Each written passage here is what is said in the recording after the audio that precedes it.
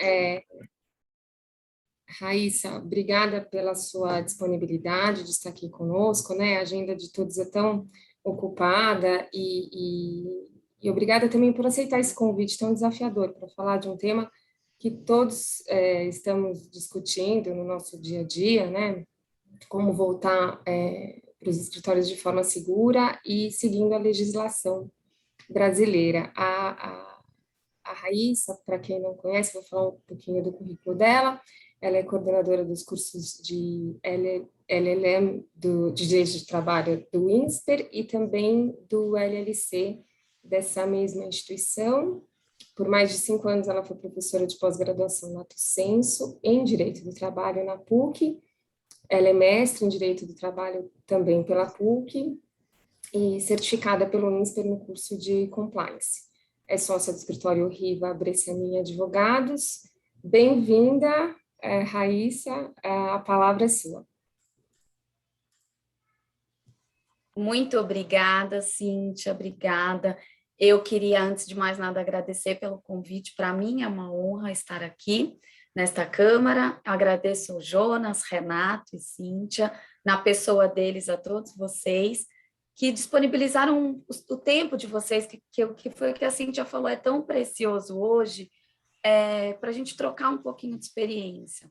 Eu não tenho nenhuma pretensão aqui de ensinar nada, de falar nada, vamos trocar experiências, eu tenho certeza que vocês vão ter muitas coisas para me contar também, que certamente eu sairei daqui muito melhor do que eu estou chegando.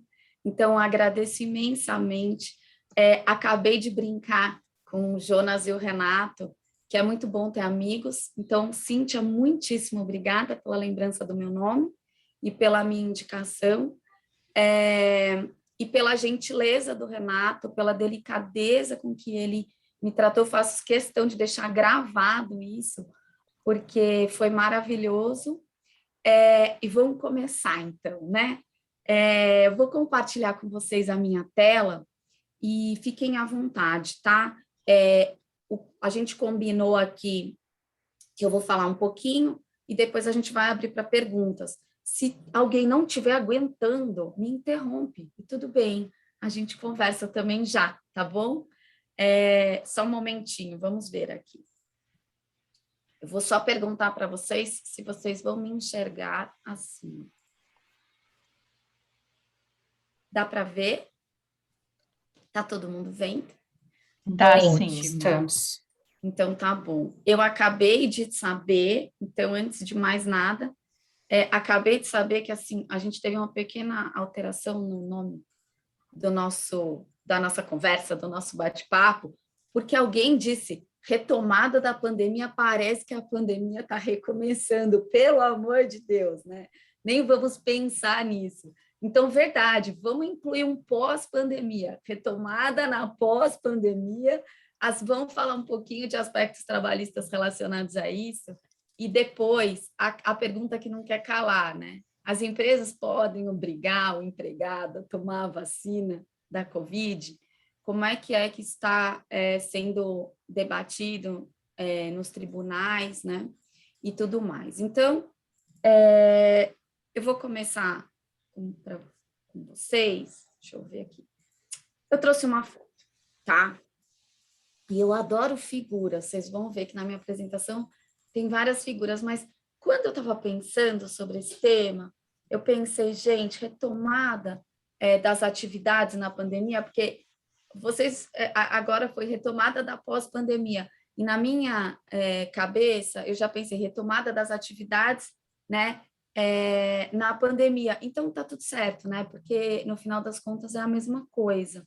Eu fiquei pensando o seguinte: o que foi o ano de 2020 para a gente, né? Eu acho que o ano de 2020, tomando por mim, pelos meus clientes, por aquilo que eu ouvi, pelos meus colegas, e tirando até todas as questões mundiais, vamos focar só no trabalho, né? Eu acho que a gente viveu, as empresas viveram um mundo envelopado, né? Eu acho que foi isso. No dia 16 de março, nós estávamos trabalhando normalmente, no dia 17 de março, praticamente fomos todos para casa, ou praticamente todos, tirando as atividades essenciais, né? E aí, quando eu pensei, puxa, esse envelopamento, para mim, do mundo no ano de 2020, ele era com papel pardo, porque eu não conseguia enxergar o que viria ali, né? Eu não conseguia enxergar o que estava acontecendo, né? O que ia acontecer em abril? Eu brinco, os meus colegas, né, outros advogados, professores, a gente brinca com relação ao seguinte: quando a gente foi para casa na segunda quinzena, na segunda semana de março, a gente pensou, umas 2, 3 semanas e vamos voltar para o escritório. E aí foram 2 semanas, 4 semanas, 2 meses, 4 meses, não mudava, né? Então aí começou a ficar preocupante, porque a gente não viu uma luz no fim do túnel. A gente, o que pode acontecer, gente? O que vai acontecer daqui para frente? Veio, passou o ano todo, nós tivemos que nos adaptar, e foi uma adaptação para não falar o juridiquês, uma adaptação a duras penas, né? Foi isso. Eu acho que todo mundo sentiu isso na pele, né? E aí veio a vacina. E aí eu já vou antecipar lá meu último slide para vocês. Por quê? Porque finalizando tudo que eu vou falar, tirando todo esse meio, a vacina foi o que deu para a gente a luz no fim do túnel, né? Eu até assisti um webinar que vocês fizeram algum tempo atrás sobre isso, e era exatamente, né? A vacina deu para a gente enxergou além do papel pardo. E aí eu pensei, puxa, então, 2021, nós ainda estamos envelopados, mas agora eu tenho um Magipack, um Holopack, né? Eu não estou mais, não está tão escuro mais. Eu consigo enxergar algumas coisas que estão acontecendo e as coisas vão mudando, né? Estão mudando. Nós estamos com alguma esperança e nós estamos com alguma esperança de dias melhores nos trabalhos, né? Tanto pessoalmente, nós pessoalmente, vontade de voltar, é todo dia, uma vez por semana, é híbrido, vai voltar todo mundo, não importa, mas isso começou a dar aquela vontade de voltar, a gente começou a perder um pouco esse medo, né? A gente começou a querer que as coisas voltem a acontecer, a economia começou a precisa rodar, a economia vai rodar com o trabalho, com as empresas funcionando, com as pessoas voltando para suas casas, voltando para os seus trabalhos, conseguindo ganhar, conseguindo comprar, e assim roda, né? A roda gira, né? Então, eu trouxe essa foto para vocês porque eu queria dar esse pano de fundo do meu sentimento de hoje. Eu acho que 2021 é um ano que nós ainda estamos envelopados, mas conseguimos enxergar além do que a gente via em 2020, tá? E aí, começamos a voltar para o escritório. Começamos a voltar para os escritórios, seja para os escritórios, seja para as empresas, não importa se eu estou falando de uma fábrica, se eu estou falando de um escritório, porque nós somos ou jurídico, ou RH, ou não, ou administrativos, ou estamos em alguma linha de frente de algum negócio, mas o que a gente tem que se preocupar? E as empresas começaram a pensar o que todo mundo fala o tempo todo. Olha, precisa preparar o seu ambiente de trabalho. E talvez eu seja repetitiva, mas eu preciso só fazer essa construção para a gente chegar numa conclusão juntos, né? Então, sabe todas aquelas regrinhas que a gente ouviu o tempo todo, o ano inteiro, na loja, no banco, em todos os lugares? Isso tem que acontecer na nossa casa, na nossa segunda casa, que é a nossa empresa, né? Então, a gente começou a falar em plano de retomada das atividades. E plano de retomada das atividades, aí o que a gente começou a pensar? Puxa, eu tenho que ensinar o meu empregado a trabalhar num novo ambiente. Então, eu tenho que preparar esse ambiente. Então, esse ambiente tem que estar pronto para todo mundo ficar bem e ficar tranquilo, né? Então, a gente começou a falar, puxa, precisa entregar máscara, entrega luva, disponibiliza álcool em gel em todos os lugares. Onde a gente vai disponibilizar? A gente começou a fazer convênio com hospitais, por exemplo, que estão fazendo planos de retomada, né? As empresas de segurança e medicina ficaram muito importantes para a gente, né? Depois, precisa do distanciamento social. Como é que a gente ensina os nossos empregados? E aí eu vou falar empregados, me perdoem pela tecnicidade da palavra, é porque é uma palavra sem nenhuma conotação de denegrir a imagem, é só um termo técnico, né? Para os nossos colaboradores, como é que eu ensino para as pessoas que elas não podem mais se abraçar? Faz 1 ano e meio que elas não se veem, que elas não se encontram, que elas não podem pegar na mão. Nós somos brasileiros, a maioria, temos brasileiros aqui, ou já são brasileiros, né? Abraçamos, beijamos, gostamos de pegar, a gente fala com a mão, não pode mais encostar. Como é que a gente faz isso? Como é que a gente fala isso para as pessoas e que elas enxerguem de um jeito que elas não se sintam desmotivadas, né? Porque no fundo é isso.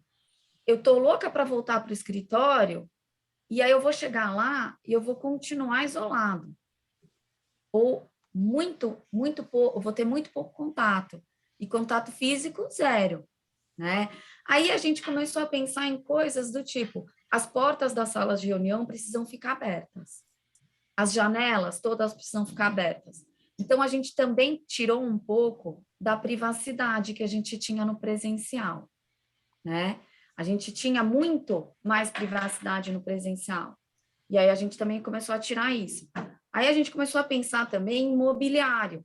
Como é que eu faço com o telefone que fica na bancada? Quem pode pegar? Eu divido o telefone?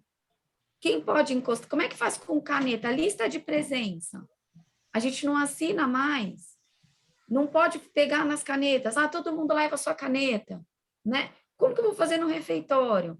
Eu tenho clientes, eu vou contar para vocês, na medida do que for possível, alguns casos práticos, eu acho que só para acho que fica mais ilustrativo, né? Mas eu tenho alguns clientes, por exemplo, fábricas, que falaram, Raíssa, não cabe todo mundo no meu refeitório. O meu refeitório é um galpão. Por quê? Porque eu preciso ter uma mesa com 6 lugares e não pode ter ninguém na frente e ninguém do lado. Então, a cada 6 lugares, eu posso pôr 3 pessoas. E aí, eu tenho que dar tudo individual. Então, eu não posso dividir talher, não posso dividir, não pode mais ter o guardanapo para a pessoa pegar, eu não posso mais ter o saleiro. Como é que a gente faz isso? Ah, a gente sabe, né? A gente vai hoje, quem vai ao restaurante, mais ou menos se acostumou. Como é que a gente transporta isso para o cenário empresarial? Como é que eu faço com que as pessoas que trabalham juntas não falem, passo sal, você pode dividir comigo? Posso experimentar? Né? Isso tudo passou a fazer parte, a gente começou a ter que pensar o tempo todo nisso, né? O tempo todo nisso, por quê? Porque a empresa tem responsabilidade. Eu vi que veio alguém já falar sobre responsabilidade civil das companhias. Assim, tem responsabilidade. E vocês vão ver daqui a pouquinho que eu vou falar da responsabilidade das empresas neste tema Covid, tá? Então, isso tudo vai ter que estar no meu plano de retomada, né? Ah, então eu acho que talvez eu não tenha mais refeitório. Aí, cada empresa vai pensar individualmente o que é viável para o seu negócio, porque há coisas que podem não ser viáveis, né? Aí, o que a gente começou a gente começou a discutir lá no início da retomada. Posso medir a temperatura das pessoas? Isso não é ofensivo? Como é que eu vou fazer isso? Aí o Ministério da Saúde veio falar, pode medir. Por quê? Porque eu só estou querendo evitar que alguém que tenha ou que possa ter algum sintoma entre na empresa. Se ela entrar na empresa, o que vai acontecer com todo mundo que está lá? Né? Aí a gente pacificou esse tema. Pode testar, pode medir a temperatura. Posso medir na entrada e na saída? Posso medir a cada saída? Pode. Então, a gente também transformou isso. Aí a gente começou a pensar em outras coisas. Por exemplo, eu deixo uma pessoa lá só medindo? Posso deixar uma pessoa só medindo? Mas o que vai acontecer? Eu vou desviar a função dela para ela ficar medindo a temperatura? Daí vieram aqueles medidores, né? Igual de shopping center, que a gente já passa e ele mede automaticamente. Vocês percebem que em menos de um ano a evolução que a gente teve em cada pedacinho de cada assunto, né? A gente começou a pensar o seguinte: eu tenho que ensinar meus empregados a voltarem. Se eu tenho que ensinar, eu preciso treinar. Como que eu vou treinar? Como eu treino essas pessoas? Eu trago para a empresa primeiro e treino, aí a gente chegou à conclusão: o que seria o melhor? Treina antes, né? Treina antes. Então, vamos fazer treinamento online? Vamos. Como é que eu faço isso? E permito e mantenho as pessoas ligadas em mim? Como eu faço com que elas continuem prestando atenção no que eu estou dizendo, para quando elas chegarem lá no presencial, isso acontecer efetivamente, e elas entenderem essas regrinhas, né? Depois, eu tenho que pensar que 99,9% das pessoas vão trabalhar de transporte público, né? Então, quantas pessoas andam de transporte público por dia? E aí a gente começou a pensar assim, então também é dever da empresa explicar como é que elas fazem no transporte público. Então, se você for entrar no ônibus, como é que você faz? E aí, por que eu coloquei luva lá em cima? Porque a luva é essencial no transporte público, né? Porque daí ela sai do transporte público, tira a luva e joga. Não necessariamente ela vai usar a luva no escritório, mas ela vai usar a luva até chegar no escritório. Estou dando um exemplo, né? E aí a gente também começou a pensar em quê? Talvez fosse legal, fosse importante a gente dividir horários. E aí algumas empresas não conseguem fazer isso. E outras conseguem muito bem. Ao invés de entrar às 9, vamos fazer com que um pedaço entre as 8 e parte entre as 10 e fuja desse horário de rush no transporte público. Então, a gente começou a flexibilizar a jornada. Aí eu tenho mais um ponto lá no meu contrato de trabalho. Então, eu já falei de desvio de função, de jornada de trabalho, de conscientização das pessoas, né? No final das contas, para um tema que assolou o mundo, eu estou reformulando toda a forma de trabalho, né? Todas as relações laborais, né? E a gente começou a falar o quê? Puxa, tenha cuidado e separe, faça um questionário dentro dos seus empregados para identificar quem se sente confortável em voltar, né? Quem é grupo de risco? Quem é grupo de risco? Pode voltar? É bom que volte? E aí até a gente também tem chegado à conclusão de que, se for possível, grupo de risco fazer home office, tanto melhor, né? E eu estou falando home office aqui num sentido bem aberto da palavra, tá? Não estou distinguindo se é teletrabalho, onde a pessoa estará, mas ficar na casa dela, tá? Algumas empresas não têm essa possibilidade, aí elas vão ter que pensar em outras situações. Então, eu não consigo que os meus empregados em grupo de risco voltem. Aí eu vou lá me valer de uma portaria lá do Ministério da Saúde, com a Economia, para dizer, puxa, então, tenta segregar essas pessoas para elas terem o mínimo possível de contato com outras pessoas, que elas mantenham um distanciamento maior, que eu consiga dar mais possibilidade para elas se resguardarem. Por quê? Porque a gente já sabe que pessoas em grupos de risco, a possibilidade delas desenvolverem maiores consequências é muito grande, né? E aí, aquilo que ninguém quer escutar, que nenhum empregado gosta de ouvir, mas que, infelizmente, todo dever, todo direito atrai um dever, que é a possibilidade de punição no descumprimento, né? Então, é possível. Raíssa, é possível direto ajustar a causa nisso tudo? Não. Vamos pensar na gradação das penas, né? Punições no descumprimento, primeiro de tudo, todo mundo precisa estar na mesma página. Então, todos os empregados, todos os gestores, toda a direção, todo o corpo da companhia precisa estar no mesmo cenário. Todo mundo precisa ter as mesmas regras. O que a gente vai fazer daqui para frente? Aí, quando todo mundo está na mesma regra, aí eu consigo fazer acontecer. Fazer acontecer primeiro eu vou conscientizar, eu vou dar treinamento, tantas vezes quantas forem necessárias. E aí, assim, não é, a gente não está mais falando aqui daqueles treinamentos que estão na lei. Então, eu vou lá e falo, eu tenho que fazer um treinamento de brigada de incêndio. Eu vou lá, chamo as pessoas, falo aqui que se pegar fogo, que cada um tem que fazer, se tocar o alarme. Não, é tantos quantos forem necessários para que os empregados consigam entender a gravidade disso. Porque a gente tem muita gente, infelizmente, que não tem esse alcance. E não adianta. Então, a gente precisa explicar, né? Então, o conscientizar é mais importante que punir. Então, ele vem na frente, né? Conscientizou, não funcionou, eu vou advertir, né? 1, 2, 3. Tem que verificar se é pelo mesmo fator, se foi uma reincidência, se a pessoa não entendeu, se aquilo é uma convicção religiosa dela, que valeria a pena um bate-papo, uma conversa, alguém do RH, alguém do setor médico, sentar, conversar, explicar, e aí sim, punições mais graves, né? A eventual suspensão, eventual justa causa, tá? Então, disso tudo que eu falei para vocês, eu acho que o mais importante é documentar, tá? Tudo isso precisa estar num documento. E documento, eu ouso dizer para vocês, escrito, tá? Vocês podem gravar os treinamentos, isso seria super importante, interessante, mas o que acontece? Qualquer forma, e aí eu já estou pensando como advogada, de defesa de vocês, isso precisa estar num papel.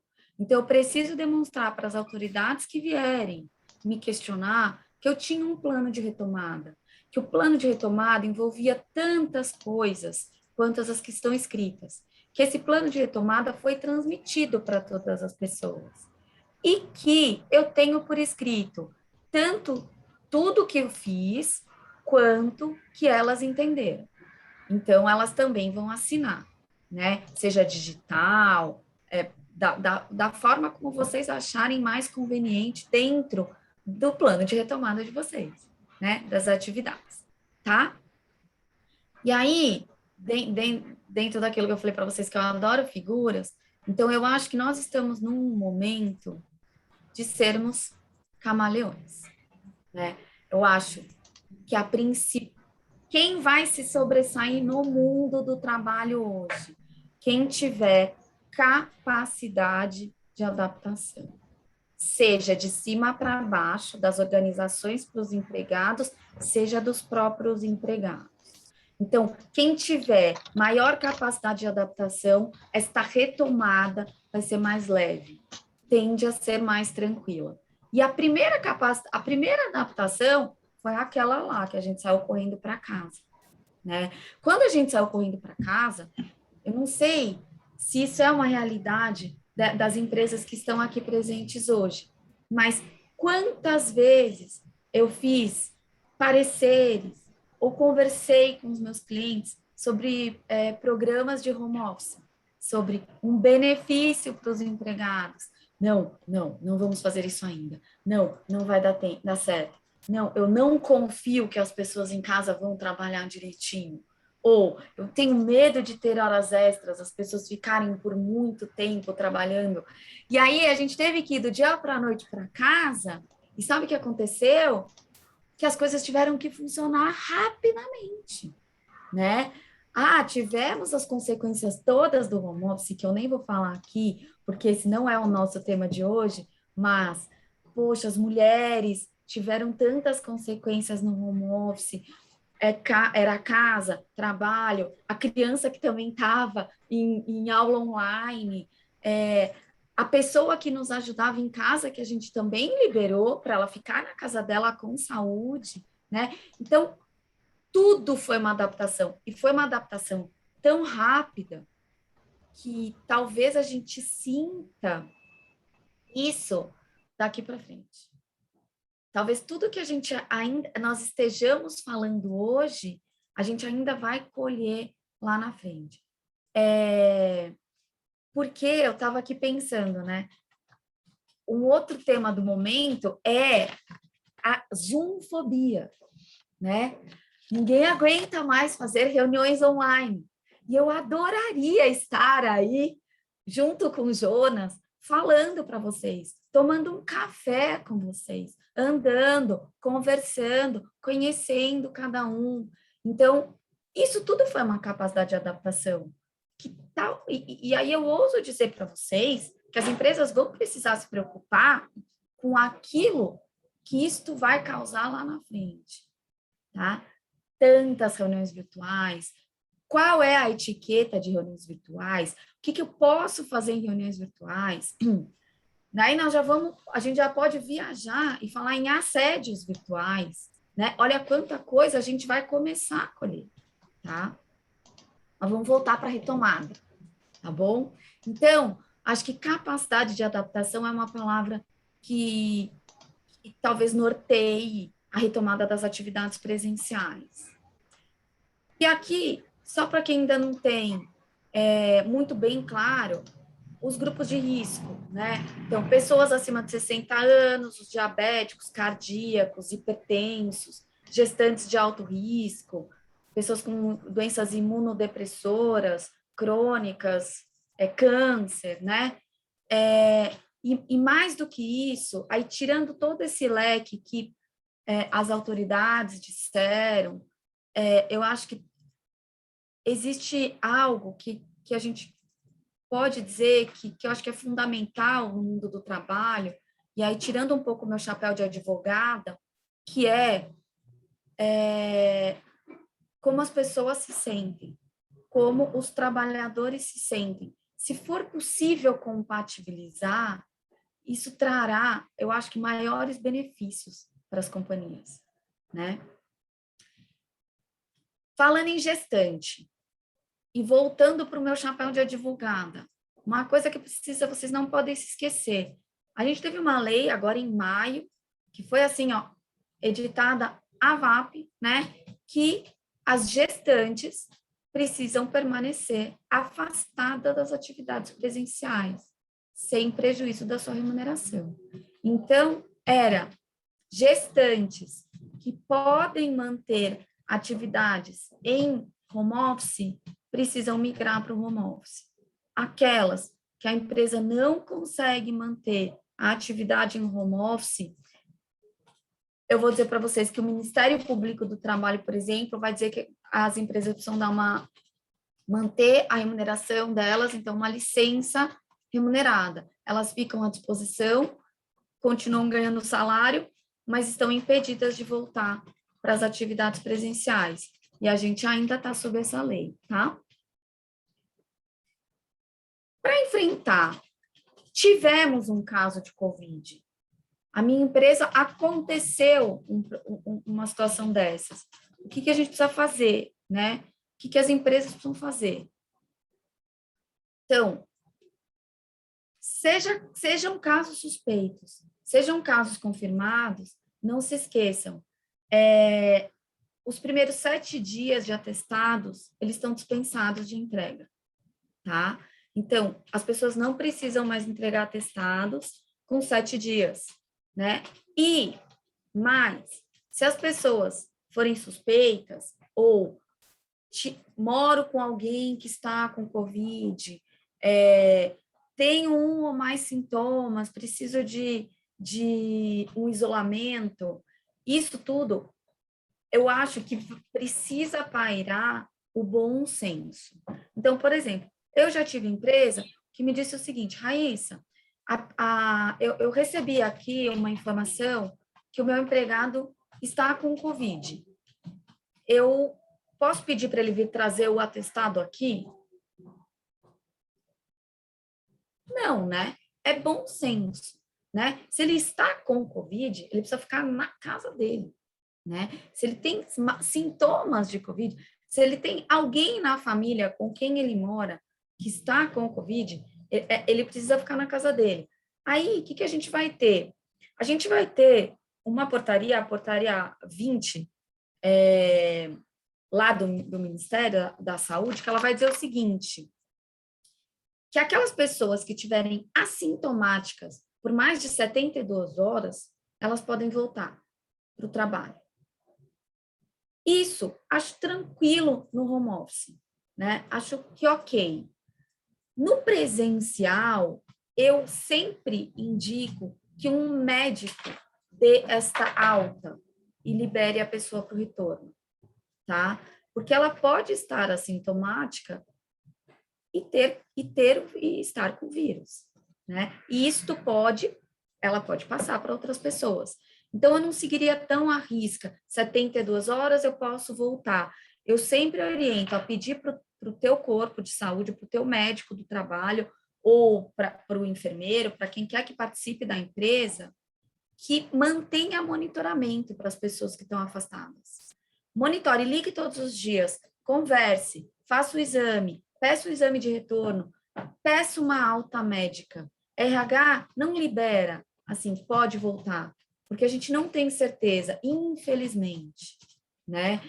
E aí, o difícil vai ser compatibilizar todo mundo que pode, que não pode, o quanto eu tenho falta de pessoas presencialmente, o quanto eu dependo daquelas pessoas, eu preciso que elas estejam, né? Isso tudo, eu acho que vai ser a nossa capacidade de adaptação, né? Vai ser o não tínhamos nada em 2020 e estamos retomando em 2021. Se o afastamento se der por B91, e aí B91 é um termo muito técnico previdenciário, né? Mas é quando o próprio INSS reconhece que a doença é vinculada ao trabalho, a primeira coisa que eu acho que as empresas precisam fazer é impugnar o nexo técnico previdenciário. É uma impugnação administrativa e precisa fazer isso. Eu acho muito importante, porque para que vocês, primeiro, para que isso não conte como evento para o FAP de vocês. FAP, Fator Acidentário de Prevenção, tributo. Então, para fins tributários. Para fins trabalhistas, uma vez que uma pessoa se afastou pelo INSS e recebeu um benefício previdenciário com este código B91, eu estou considerando que ela volta como se ela tivesse tido um acidente de trabalho, que a gente vai falar daqui a pouquinho, tá? As empresas, uma vez demandadas, então eu tive uma situação dessas, eu tive uma denúncia num órgão público, eu estou sendo investigada pelo Ministério Público do Trabalho ou pelo Ministério do Trabalho. O que eu preciso? Lembra lá do meu segundo slide? Documentar. Eu tenho que mostrar e comprovar tudo aquilo que a empresa fez. E nesta comprovação, hoje em dia, como é que tem sido o Ministério Público do Trabalho? Vale tudo. Então, o seu protocolo de retomada e mais tudo o que você mudou no layout da sua empresa. As setas que você desenhou no chão para mostrar o distanciamento, o álcool gel espalhado, fotos de cartazes, foto do seu meio ambiente de trabalho adaptado e alterado. Então, isso tudo vai fazer parte de um dossiê que vocês vão mostrar em eventual fiscalização, seja a fiscalização de um órgão governamental, seja uma discussão judicial. Por quê? Porque em ações trabalhistas, numa discussão dessas, a gente vai tratar como eu trataria um empregado que está dizendo que tem uma LER porque ele trabalha com movimentos repetitivos, né? Eu tenho que demonstrar que isso não aconteceu na minha empresa. E como eu vou fazer isso? A prova negativa é muito difícil, né? Ela não existe, é uma prova diabólica, né? A gente fala no direito, mas a gente vai provar tudo aquilo que a gente fez, aquilo que a empresa fez para comprovar, tá? E aí, eu já falei para vocês, mas só para ficar registrado, monitorem todos os casos e todas as suspeitas. Eu tenho advogo bastante nessa área de Ministério Público do Trabalho, e assim, eu tenho alguns inquéritos abertos com alguns clientes meus, que o Ministério Público do Trabalho tem pedido lista de monitoramento da equipe de segurança e medicina. Quem são os afastados, quantas vezes eles foram contactados, quando eles voltaram e como que se deu isso. Então, em colunas, a gente tem que preencher isso e mostrar para eles periodicamente, tá? Então, acho que isso seria o que eu diria para vocês com relação ao enfrentamento. E aí, a COVID é doença ocupacional? A gente já discutiu isso um monte de vezes, né? A gente já teve uma posição da STF que, na verdade, acho que as pessoas não entenderam muito bem. Quando o STF diz que eu não posso dizer que a COVID não é doença do trabalho, ele simplesmente suspendeu um artigo que tinha numa medida provisória, a 927, que dizia expressamente, COVID nunca vai ser doença do trabalho. E aí, pode ser. Pode ser quando? Pode ser quando eu não tomo todos os cuidados e eu permito que a minha empresa seja uma propagadora da doença. Eu permito quando eu deixo entrar na minha empresa um empregado doente. Eu permito quando eu não faço a limpeza do meu ar-condicionado e o ar circula e alguém está doente.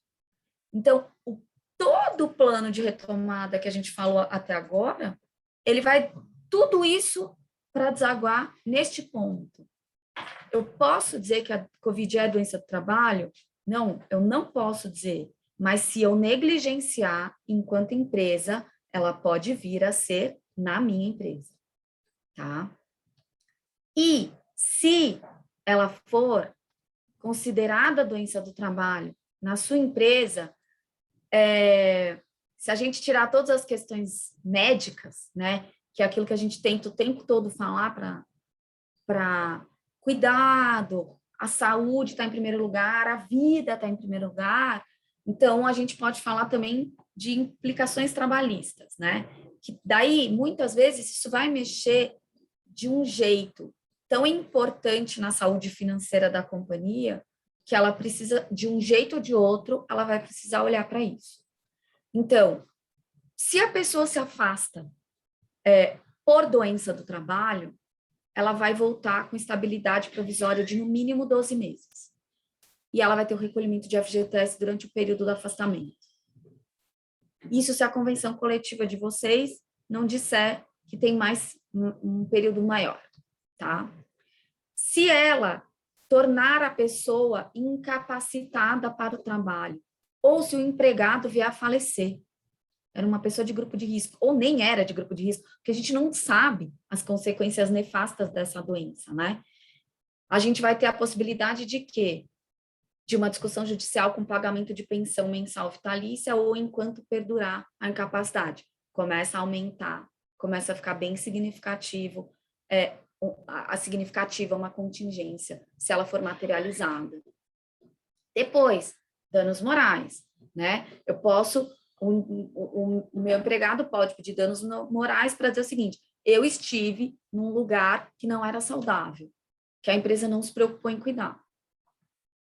Eu posso ser investigada, a empresa pode ser investigada pelo Ministério Público do Trabalho para assinar um termo de ajustamento de conduta, ou ela pode sofrer uma ação civil pública e também pode ser condenada em danos morais coletivos. Daí eu estou falando de cifras bem maiores, porque os danos morais coletivos, eles envolvem toda a coletividade da empresa, e o porte, o tamanho, né, a condição financeira, aquilo que o Ministério Público considera como pedagógico, o que ele quer demonstrar para a sociedade quando ele imputa uma multa por danos morais, multa não é essa palavra, uma indenização por danos morais coletivos, tá? E também a empresa pode ser fiscalizada pelo Ministério do Trabalho com imposição de multa, tá? Então, reconhecida a doença do trabalho, é isso que a gente vai ter. E, para a gente entrar no nosso último tema, e eu não esgotar também o meu tempo aqui, eu estou tentando controlar aqui, tá, Renato? Como é que fica a possibilidade de eu mandar embora a pessoa por justa causa? É obrigatório? A vacina é obrigatória? Eu posso me recusar? Eu posso ter empregados que se recusem a tomar vacina?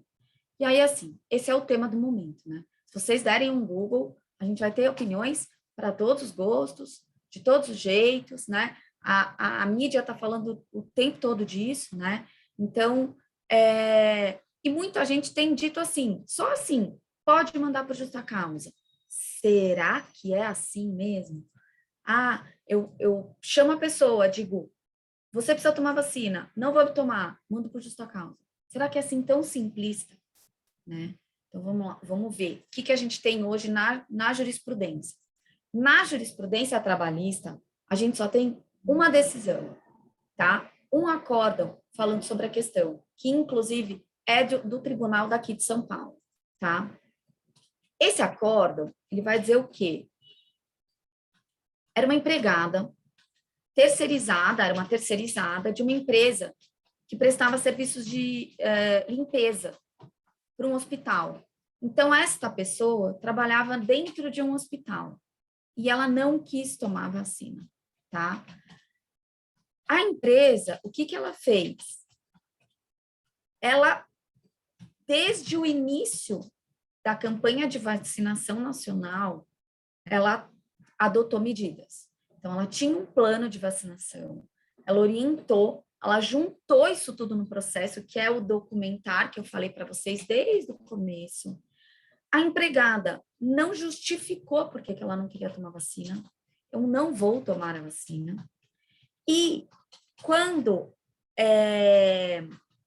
no último caso, quando chegou no final, não tinha mais jeito, ela aplicou todas as medidas, ela mandou embora por justa causa.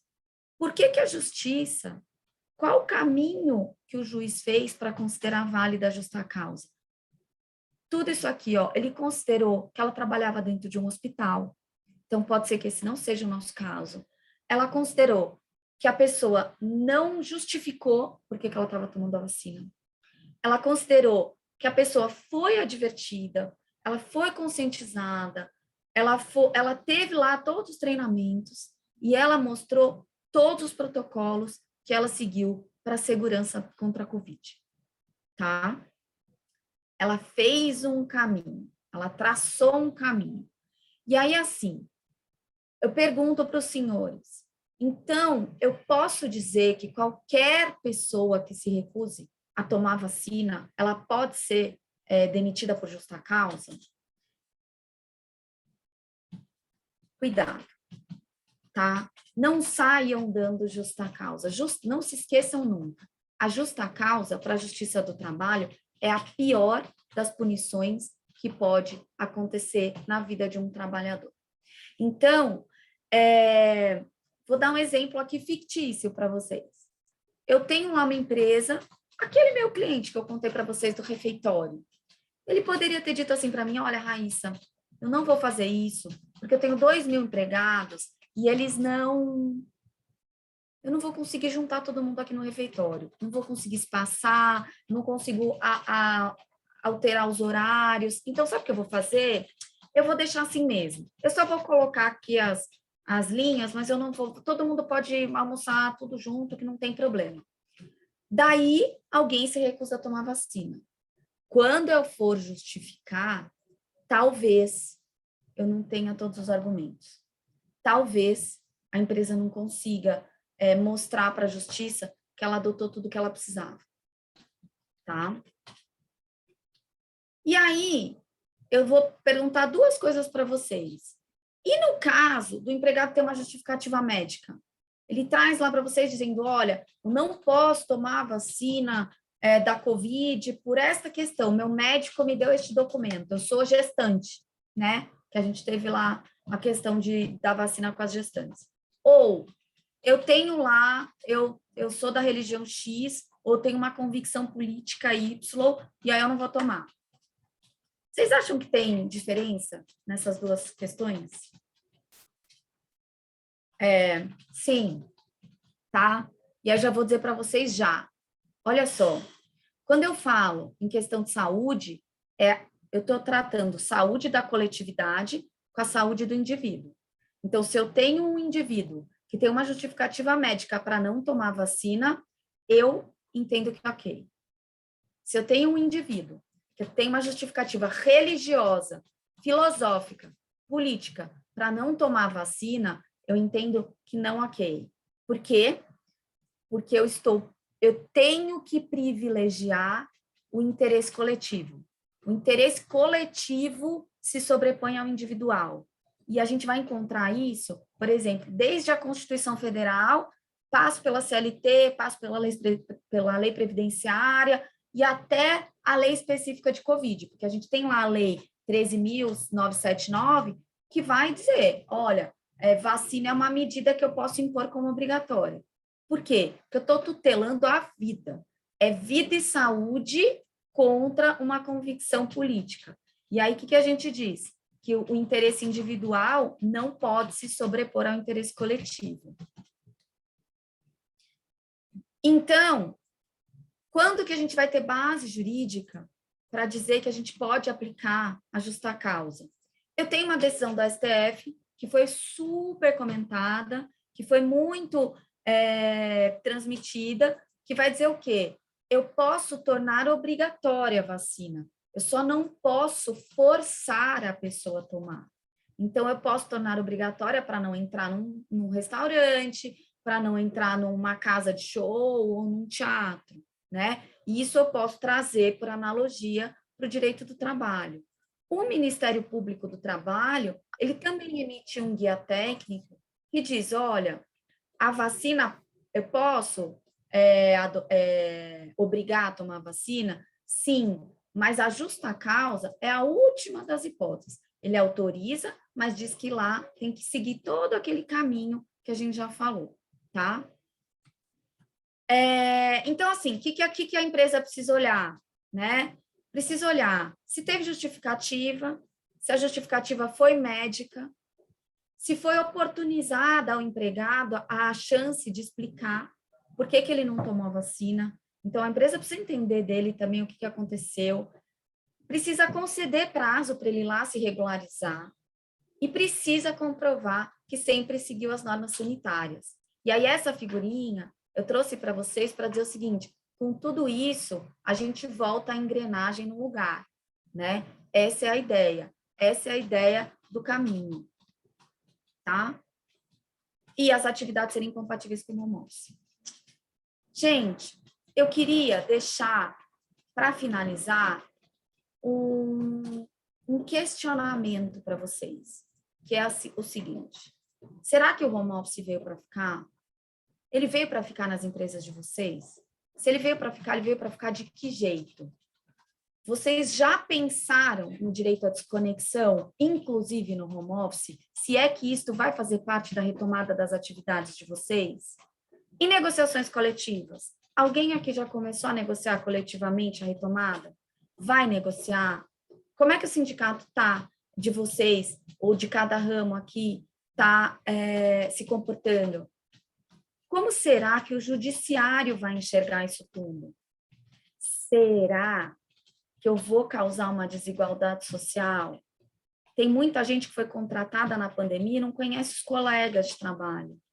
Como é que eu vou tornar isso igual? Como é que eu vou juntar as pessoas no mesmo chapéu? Como é que as empresas vão lidar com a segurança da informação num mundo misto entre casa e trabalho e LGPD? Como é que a gente vai compatibilizar a saúde mental com essa transformação digital do Zoom, desses aplicativos, de tudo isso? Mas eu ultrapassei muito o meu tempo, eu não tenho nenhuma dessas respostas, mas eu gostaria que todo mundo começasse a pensar, porque eu acho que esse vai ser o futuro das relações de trabalho. E eu queria terminar com um questionamento para vocês, que é, para mim, não importa se essa retomada vai ser presencial, se ela vai ser de casa, se o modelo vai ser híbrido, se as pessoas estão prontas, como elas vão ficar prontas, ou quando elas vão ficar prontas para essa retomada, e as companhias também, como é que a gente vai lidar com isso tudo? Mas o fato é que o trabalho, ele é a honra da pessoa, de qualquer pessoa. Então, acima de qualquer interesse que seja financeiro, que seja empresarial, a gente tem indivíduos embaixo disso. E se eles estiverem felizes, as empresas com certeza serão mais produtivas, tá? E esse era o meu recado que eu queria deixar hoje para vocês. Eu espero que eu tenha contribuído de algum modo e estou aqui completamente aberta às perguntas e aos comentários, críticas e sugestões também. Raíssa, parabéns, acho que foi uma exposição extremamente completa, estruturada, didática, uma aula magna aqui para nós realmente da Câmara Sueca. Muito obrigado, viu? E eu fui fazer algumas anotações aqui, enfim, eu não tenho uma pergunta, mas um comentário assim em geral, antes de passar a palavra aos demais colegas, a doutora Cíntia também, o Jonas, os demais participantes. É extremamente interessante a forma como você demonstrou, enfim, essa construção jurisprudencial, que ainda é bastante recente, a liberdade individual, os direitos sociais que devem preponderar sobre os direitos individuais, mas também a gravidade de uma justa causa, que é uma penalidade muito forte, a mais forte. Você falou isso muito bem, eu achei, né? Então, quer dizer, também acho que para nós aqui, empresas da comunidade sueca, essa questão da documentação também, que é um ponto que você ponderou várias vezes ao longo da discussão, porque a Cíntia e eu, com os demais colegas, junto com o João, sempre, enfim, estamos debatendo com os demais colegas aqui, mas como é que faz? Vamos fazer um novo regulamento e mudar as regras, fazer uma circular interna, e tem validade, não tem? E acho que você deixou muito claro na sua fala que cada caso, né, Cíntia, acaba sendo um caso mesmo, né? E tem que se observar se a pessoa tem alguma gravidade pré-existente, o que é a doença do trabalho. Acho que foram pontos muito bem esclarecidos por você. Então, assim, eu não tenho uma pergunta específica, mas queria realmente dar parabéns, porque é uma palestra que dá honra para nós escutarmos, né, Jonas? E depois poder também disponibilizar no site o material que a professora Raíssa aqui nos brindou. Cíntia, eu vou passar a palavra para você, então, e depois, na sequência, para o Jonas, por favor. Obrigada, Raíssa. Não vou repetir o que o Renato comentou, mas eu preciso dizer que foi uma palestra muito rica. Eu também fiz várias anotações aqui. Acho que para o nosso dia a dia, né, de jurídico e de recursos humanos, as dúvidas são quase que diárias mesmo. E, Raíssa, uma dúvida talvez um pouco, talvez direcionada para recursos humanos, mas você acha que um atestado de um funcionário, atestado de um médico particular, já seria o suficiente ou a gente precisa envolver o nosso médico? Como você sugere, assim, na prática? Cíntia, o atestado do médico particular, você está dizendo para o retorno ou para o afastamento? Que a pessoa não pode retornar, que tem questões médicas que a impeça. Eu acho que vale um atestado particular nesse momento. Tá. Eu acho que considero... Na verdade, o que a gente tem lido é que vale até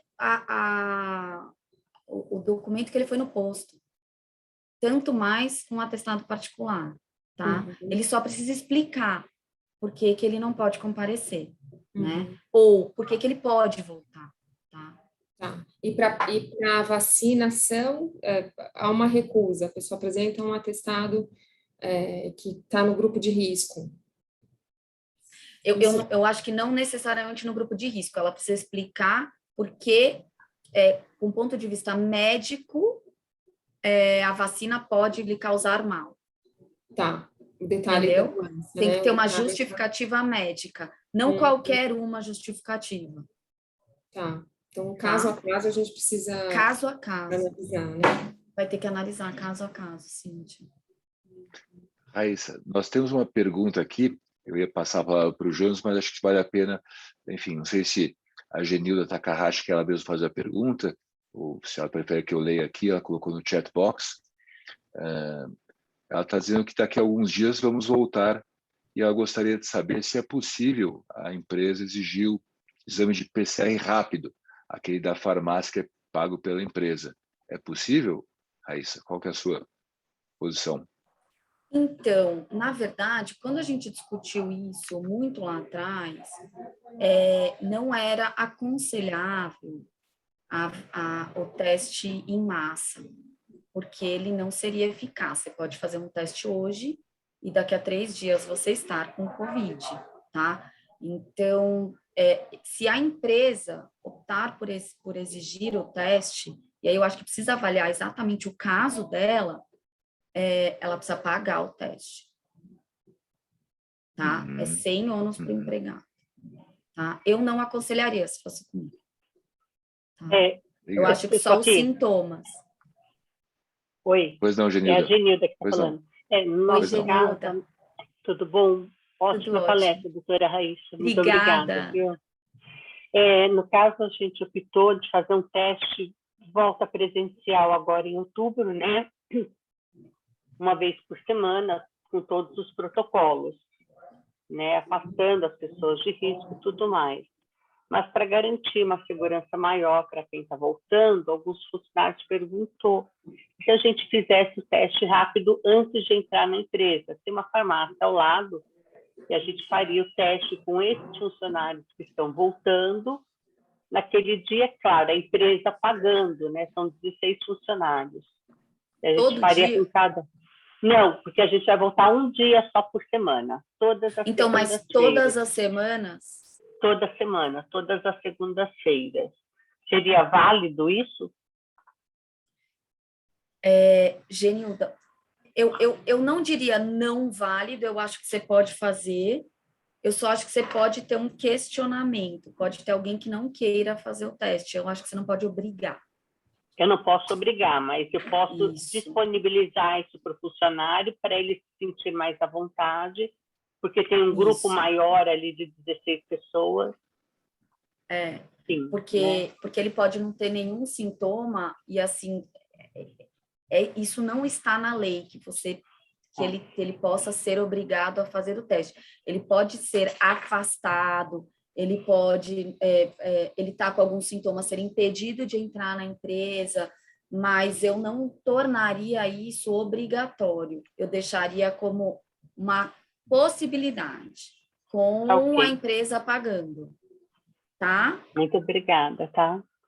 Imagina, obrigada. Você pode ter alguma discussão, Genilda, por exemplo, de alguém ir lá para o Ministério Público dizer que está se sentindo acuado para voltar para o trabalho, que tá tudo bem e que a empresa está obrigando a fazer o teste para entrar, entendeu? Então, eu acho que eu evitaria uma discussão que, no meu entendimento, talvez não te leve à conclusão que você quer ter as pessoas seguras, porque esses testes rápidos também, eles podem não te dar a segurança que você está buscando, entendeu?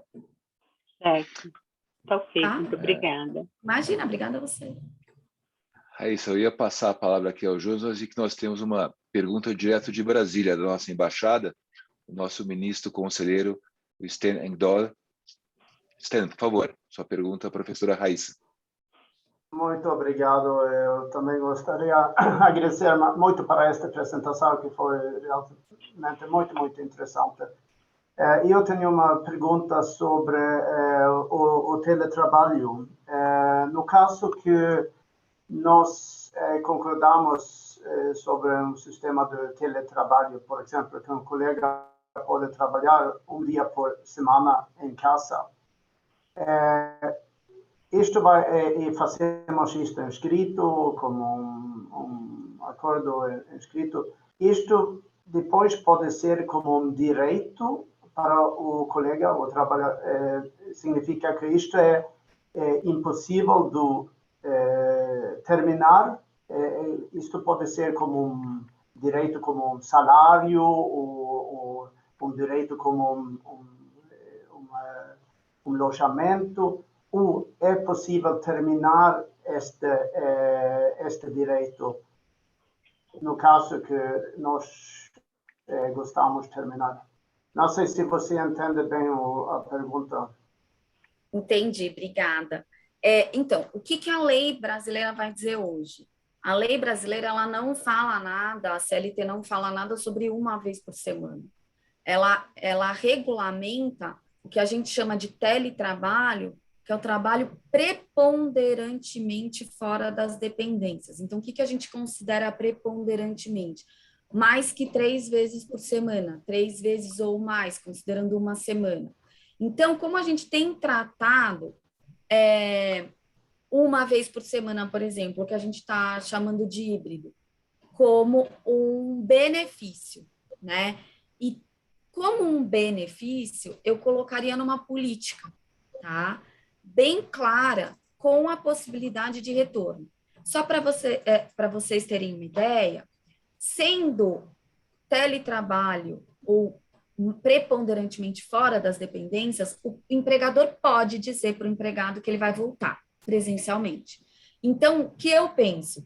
Que sendo um benefício, eu também posso recombinar as regras do jogo. Eu preciso dar uma transição e ele precisa saber que essa regra é transitória, né? Então, o que eu entendo que não pode fazer? Não pode ficar em casa uma vez por semana, você escolhe e não faz uma política, não deixa isso organizado, ele não manifesta que ele sabe que isto pode ser revertido a qualquer momento, que isto pode ser alterado, que depende do momento econômico, aí justifica, considerando o momento que a gente vive, a situação híbrida, isso vai ser considerado como um benefício. Quem tem interesse, pode ser que a pessoa não tenha interesse em ficar uma vez por semana em casa. Então, eu daria todas essas possibilidades para que depois vocês tenham isso bem aberto, para depois poder fechar, se for o caso.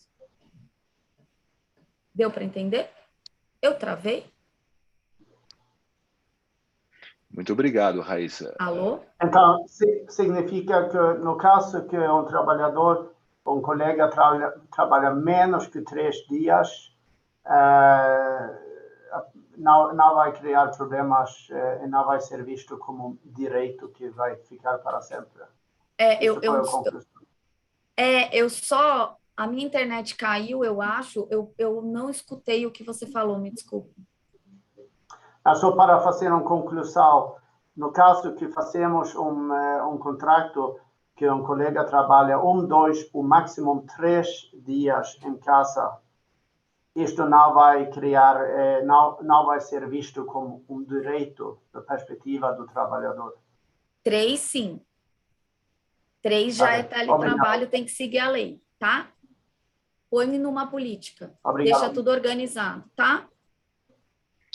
Para evitar o direito adquirido, acho que essa foi a pergunta, Isso, né? aquilo que não máximo. volta mais, tá? Sim.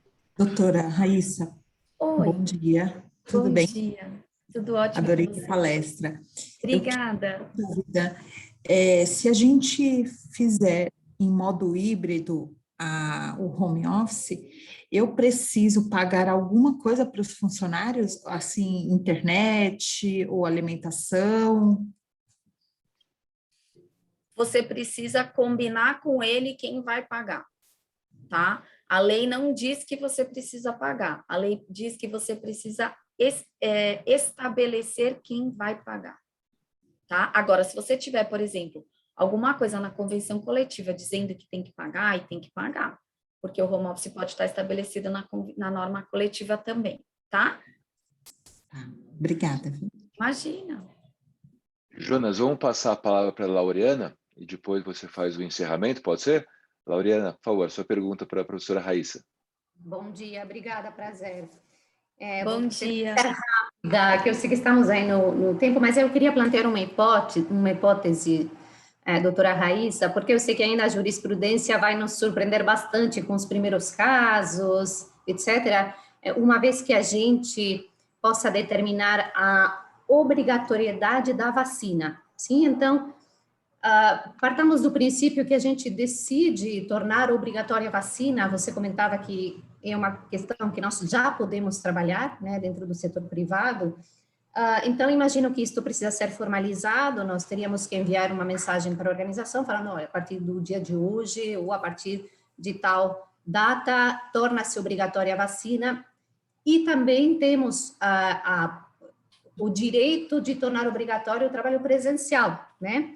Então, a hipótese vem mais para o lado de qual é a sua visão sobre a atitude que a jurisprudência possa tomar em função de algum tipo de reclamação das pessoas, colocando o não desejo de tomar a vacina por questões, enfim, de crenças, ou, né, temos bastante gente anti-vacina, né, que a gente vê no mercado. Então, como a jurisprudência poderia se comportar, uma vez que a pessoa possa dizer: estão me obrigando a voltar ao trabalho presencial, estão me obrigando a tomar a vacina, e em função disto eu tenho que tomar uma decisão. Eu imagino que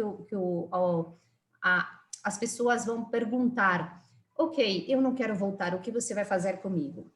Né? Então, um pouco a partir dessa hipótese, o que pode acontecer aí na jurisprudência? Qual é a sua visão, seu feeling sobre qual caminho vai tomar? Eu acho que esse acórdão que a gente teve, esse primeiro que eu falei agora há pouco para vocês, ele vai nortear um pouco, porque ele juntou um monte de coisa. Então, ele juntou o entendimento do STF. Quando o STF diz assim: eu não posso pegar a pessoa e falar, você vai lá tomar vacina e levar ela à força. Mas eu posso dizer, quem não tiver a vacina, que já está dentro do Plano Nacional de Imunização, né? Eu não estou falando que a empresa pode decidir por conta própria o ano que vem, comprar as vacinas, tem que estar dentro do Plano Nacional. Olha, o Brasil de novo vai abrir para 60 anos, 50, 40, eu não sei como que vai ser o ano que vem. Estou chutando o ano que vem, porque esse ano praticamente a gente já está na segunda dose. Ela pode... o que o STF diz? Você pode impedir que ele entre num estabelecimento, você não pode obrigá-lo a tomar. A gente é igual, eu estou me norteando pelo mesmo caminho. A empresa, ela não pode simplesmente mandar um e-mail e dizer: a partir de agora todo mundo tem que estar com a vacina.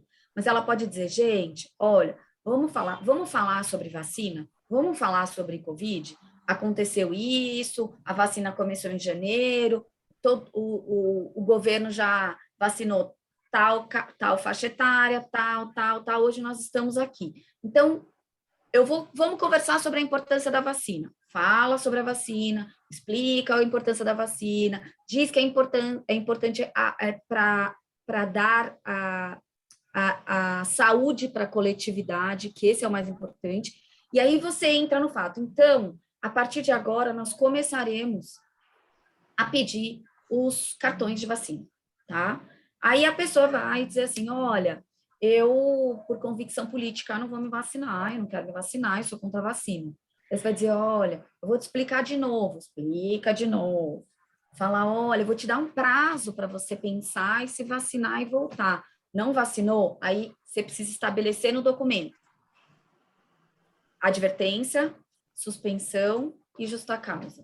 Você precisa desse caminho. Se você não tiver esse caminho, pode ser que você tenha um problema na justiça, tá? E, a meu entendimento, se você tiver este caminho, eu penso que você vai ter sucesso. Porque a gente está falando em proteger. Passo a passo para ajustar a causa. Mas antes do passo a passo, tem que ter a conscientização. Você precisa mostrar isso tudo. E tudo que você adotou. Então, assim, não só para vacina, tudo que você adotou para Covid. Sabe aquela historinha? Vai lá na porta do banheiro e tira foto da plaquinha dizendo: use álcool gel. Tira foto do dispenser. Tira foto das setas que você colocou na tua empresa. Tira foto de como está o seu refeitório hoje. Tira foto de tudo. Faz um book mesmo.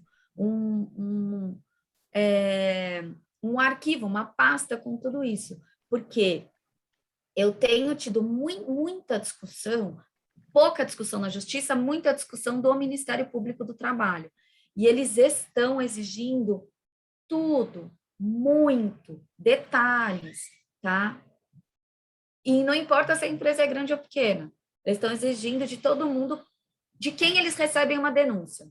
Então, vamos supor, um empregado seu, Laurina, vai lá e fala assim: a empresa, ela está deixando entrar qualquer um sem se vacinar. Aí pode ser que eles te chamem: escuta, como é que é? Tá tudo bem? A empresa está incentivando a não se vacinar. Inventei agora, tá? Então, todas essas coisas pode ser que você tenha que se justificar. Então, eu, particularmente, adotaria um protocolo da vacina também, que vai ser parte da sua retomada. Não vai direto no, me traz aqui seu documento. E até muito mais por causa de proteger A proteção das pessoas, né, e não criar esse conflito dentro de casa com pessoas que estão vacinadas, enfim. Mas acho que responde sim, viu? Obrigada. Tá bom, imagina. Obrigado, Raíssa. É difícil esse um evento com o pessoal do jurídico, pessoal do RH, né? Então, podemos ficar falando aqui até a noite, eu acho. Mas o vídeo fica muito comprido, ninguém vai acessar depois do nosso YouTube. Então, uma delícia! Então, o assunto não falta, né, gente? Raíssa, também adorei. Adorei seu PowerPoint com umas imagens, né? Envelopes, camaleontes. Uma imagem diz mais de 1000 palavras, né? Para ninguém dormir, João. Não, mas adorei.